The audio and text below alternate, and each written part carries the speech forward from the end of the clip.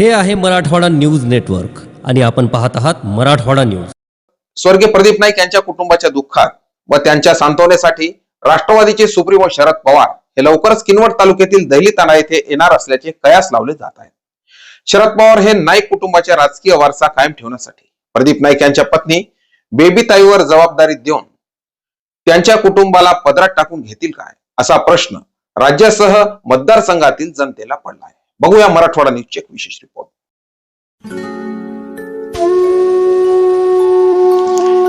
नांदेड जिल्ह्याच्या किनवट विधानसभा मतदारसंघात राष्ट्रवादी शरदचंद्र पवार गटाचे माजी आमदार प्रदीप नाईक हे अचानकपणे आपल्या सर्वांना सोडून निघून गेले आहेत। आज मतदारसंघातील तांडेवाडी व गावातील जनता हे वाऱ्यावर आली असून अनेक जण आपण लावारी झाल्याचे बोलून दाखवत आहेत।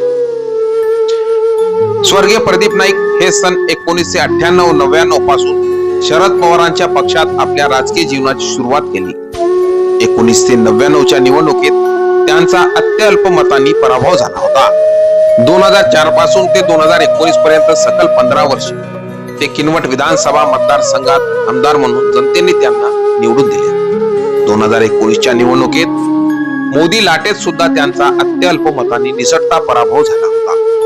2024च्या निवडणुकीत मात्र अनेक राजकीय समीकरण बदलले आणि दोन पक्षाचे 4 पक्ष होऊन मेहनत करून घड्याळीचे चिन्ह देशात व घराघरापर्यंत पोहोचवल्यानंतर शरद पवार यांच्या पक्षाचे चिन्ह विरोधकांनी हिसकून घेत आमदारांना सुद्धा घेऊन पसार झाले। पवार यांना एकटे पाडून महाराष्ट्रात राजकारण करण्याचा विरोधकांनी डाव आखला। या वाईट वेळेत सुद्धा प्रदीप नाईक यांनी शरद पवार यांना सोडून दुसऱ्या पक्षात कधीच प्रवेश केला नाही। 2024च्या निवडणुकीत किनवट विधानसभा मतदारसंघात सर्व काही आलबेल होतं। मात्र शरद पवार यांच्या पक्षाचे चिन्ह तुतारी वाजवणारा माणूस असे होते, तर तसेच दिसणारे पिपाणी या चिन्हामुळे नाईक यांची हजारो मते कधीही मतदारसंघात न फिरणाऱ्या व्यक्तीच्या पदरात पडली असे जाणकारांचे मत आहे। तर दुसरीकडे बंजारा समाजाची मते विभाजन करण्यासाठी सचिन नाईक यांनी कधीही सरपंचाची निवडणूक न लढवलेल्या व्यक्तीने थेट विधानसभेत अपक्ष उमेदवारी दाखल करून बंजारा समाजात फूट पाडली व नाईक यांच्या मतांचा विभाजन होऊन केवळ 5636 मतांनी प्रदीप नाईक यांचा निसटता पराभव झाला। ज्या व्यक्तींना राजकारणाचा अनुभव नाही तशा व्यक्तींना प्रदीप नाईक यांनी बाराखडी शिकवून मोठ्या पदापर्यंत पोहोचवले। तशा काही लोकांनी आपल्या स्वार्थासाठी देव माणसाचा घात केल्याची चर्चा राजकीय वर्तुळात आहे। 2024च्या निवडणुकीत प्रदीप नाईक यांचा निसटता पराभव झाला।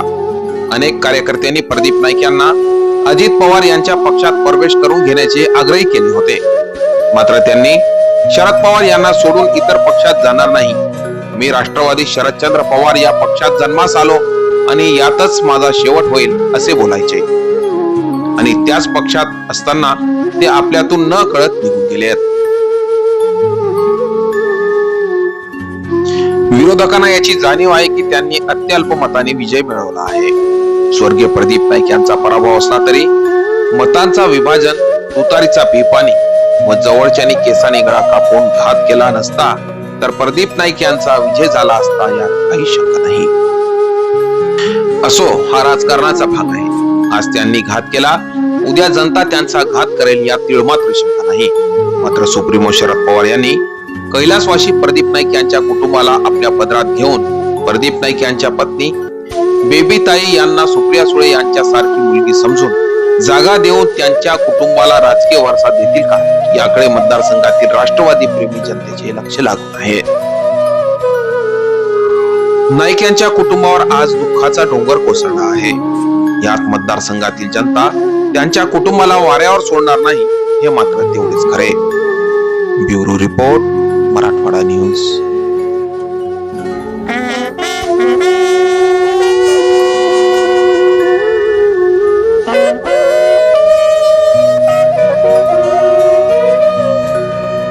न्यूजला सबस्क्राइब करा, लाईक करा, शेअर करा, बेल आयकॉनला क्लिक करा।